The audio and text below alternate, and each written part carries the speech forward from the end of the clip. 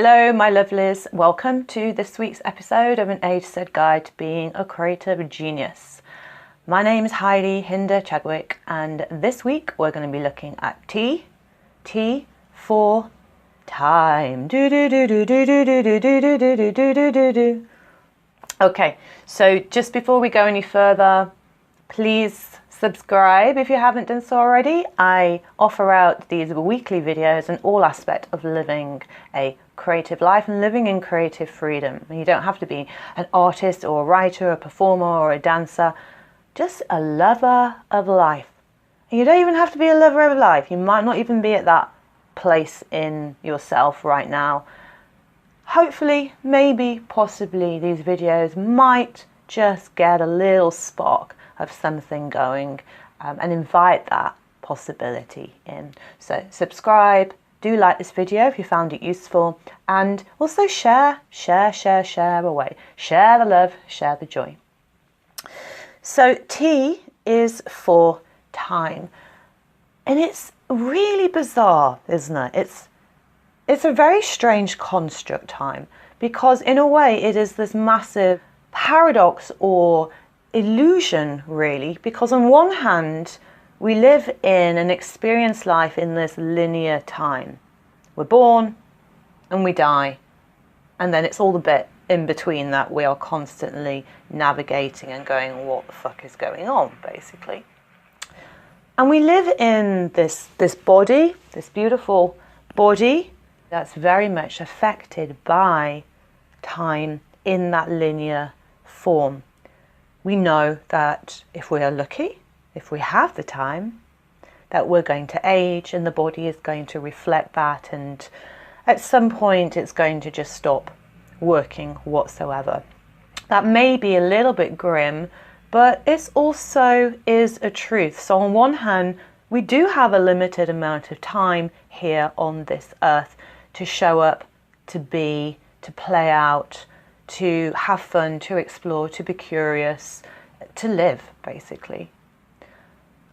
On the other hand, time does do strange things. Sometimes it seems like time is going so slowly. And I'm sure I'm not alone in this. There's times when we're watching the clock or waiting for the kettle to boil, or we're really bored, or we don't want to be somewhere. It's as if time is laughing at us and slowing down purposefully because it annoys that it's irritating the hell out of us.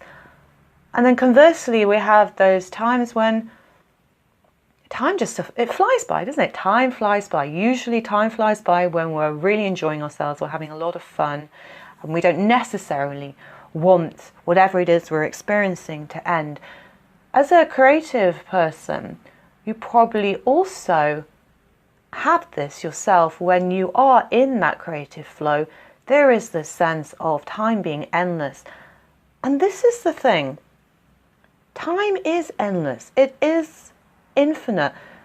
And the reason I say that is because we associate time, because we see it as this kind of linear thread, this old father time linear thread. We very much then can view time as the things that have happened in the past, memory, story, and we can also view time as something future bound, science fiction, fantasy, our dreams, our desires.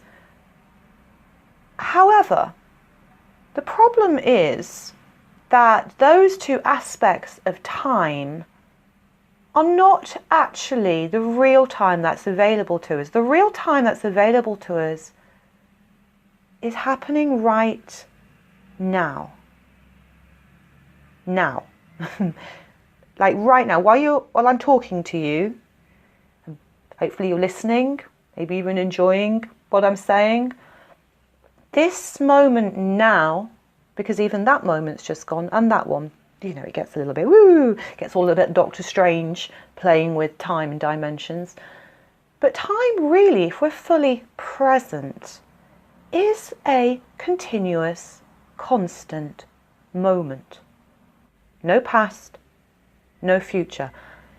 If we are able even to have a glimpse for a small amount of time, It's interesting how much we use time in phrases. But even if we have a small glimpse of this, of being absolutely present, being in this here and now, we may also get this extraordinary taste of how endless time is, how endless and how much space is available in that moment of time.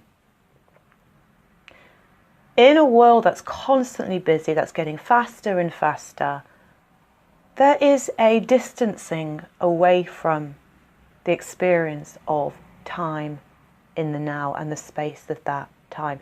Let's just go straight into to-do lists. Yeah? Hands up if you have a to-do list.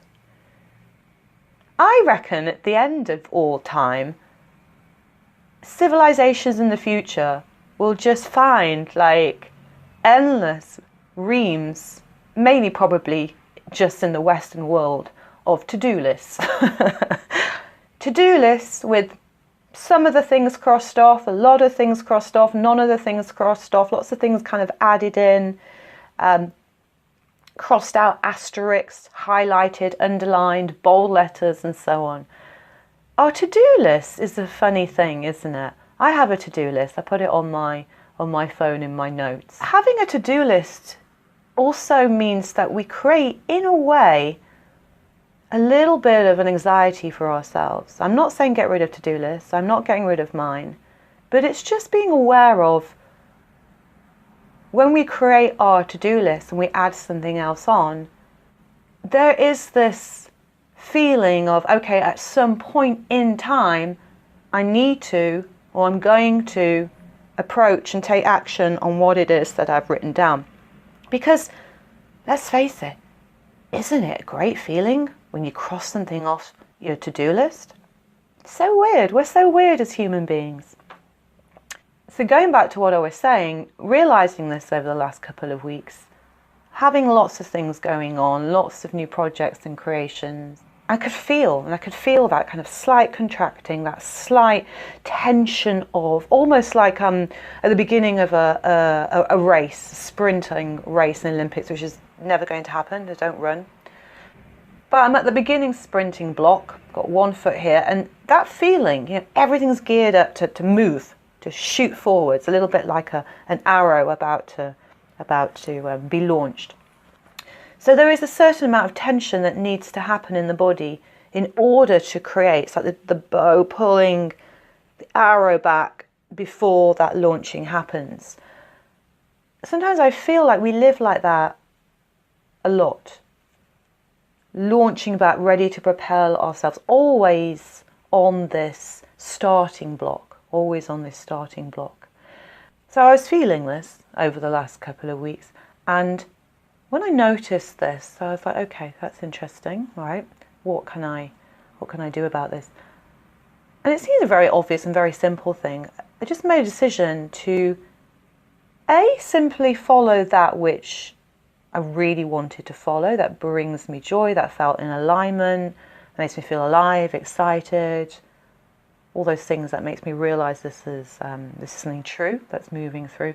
And the other thing is to do that fully, to absolutely 100% give all of my focus and time and energy to just whatever that was. What began to happen is that not only did I enjoy what I was doing even more, it felt like a different quality of attention, presence, but also, interestingly, there was time, plenty of it, for other things that needed to be done. And this is the bit that I really enjoyed, there was also this time and space for being, for resting, for napping, for going out for walks, for meeting up with friends, for playing, for doing absolutely nothing. Interesting. Just the shift in this notion of time.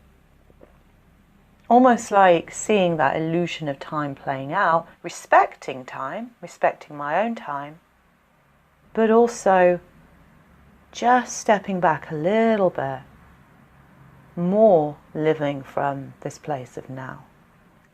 We have all the time that we need. All the time that we need. It's how we use that time, what we do with it.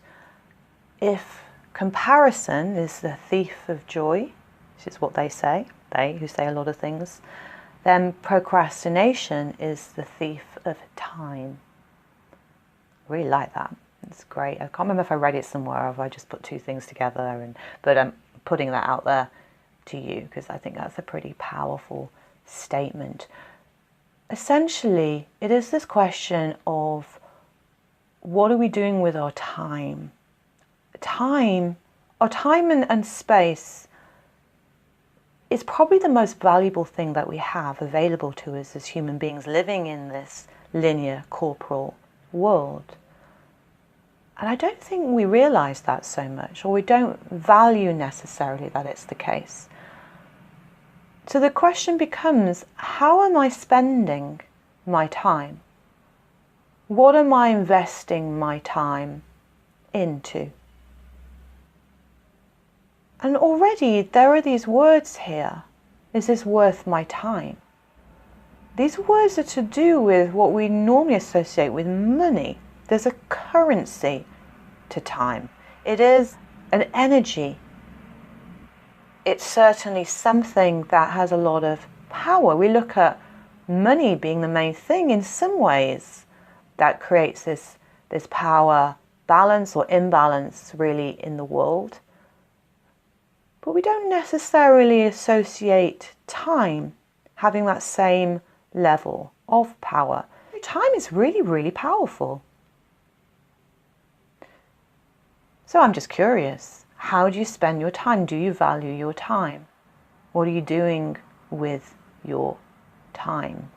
Because how we spend our time says an enormous amount about how much we, in a way, respect and honor our own life, the people that we are in life with, the things that we're doing, what it is that we're doing, what's important to us. So in a way, this very much connects with what our values are. So time and our values will kind of dance together.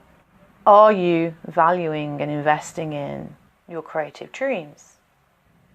As an artist, this is an interesting one, isn't it? Because there can be this incredible yearning and longing and to write our book or to paint or to dance or to act or to perform or to create an event or a happening, whatever it might be. And at the same time, maybe we're not making the time, giving that enough importance, a priority in our day-to-day life. So sitting down and being really honest with ourselves, because actually what we give our time to is what we're saying is important. So that can be really interesting. 6 out of 7 days of the week we spend most of our time, free time, watching Netflix, browsing through social media. That's fine in certain amounts of time, but if that's how we're spending the majority of our time, what's that saying about what's important to us? Another interesting question to reflect upon. If what's important to you and how you want to spend your time is in doing what you love, then there are a few things I feel that I just want to say about this. The first thing is, if that's the case, then a structure is really vital around this spaciousness of time. And that includes a routine, a creative routine, finding what works for you. Yeah, whether it's writing an hour in the morning before you get ready to go to work, whether it's writing for a few hours late at night after the children are in bed, whether it's once a week you give yourself a day, whether it's 10 minutes every single day of your life without fail. Finding some way that you take that period of time and go, this is important to me. This is sacred time for my creative work. That also requires a certain amount of discipline, of attention, of showing up and of staying with. All of these are muscles of resilience that we will build and grow the more and more we keep saying yes, yes, yes to how we want to spend and invest our time and energy. The other thing with this is around age. Can't talk about time without talking about age. Age, again, is a funny thing, the associations with age, the realities of age, but also what we believe about age. I read something the other day about an artist, I can't remember her name, who had her first exhibition as a painter at the age of 93. 93. She didn't give up, she didn't go, it's too late. So there's a choice here. You know, if we don't start or begin the thing that's really, really calling for us to do because it's too late, I'm too old, well, to be honest, in 5-10 years' time down the line, we're still going to be that 5 or 10 years older, but if we'd started that thing anyway, God knows where it would have taken us. And if we don't, because of that excuse, we'll probably still be going, oh, you know, I'd love to have done that, but I'm too old, I'm too old, I'm too old, and so on and so on. It might be the last thing you ever say before, you know, death comes a tapping at your door. Patience. Patience is the last thing I just want to share here. Patience is interesting, isn't it? Because being in the now of time and patience are like two separate Venn diagrams. And I know myself, patience is a learning curve, it's an edge. And the world doesn't really value patience, does it? Not so much so. Being patient, creating just because, letting go of the expectation of what's going to happen, of having things to happen now.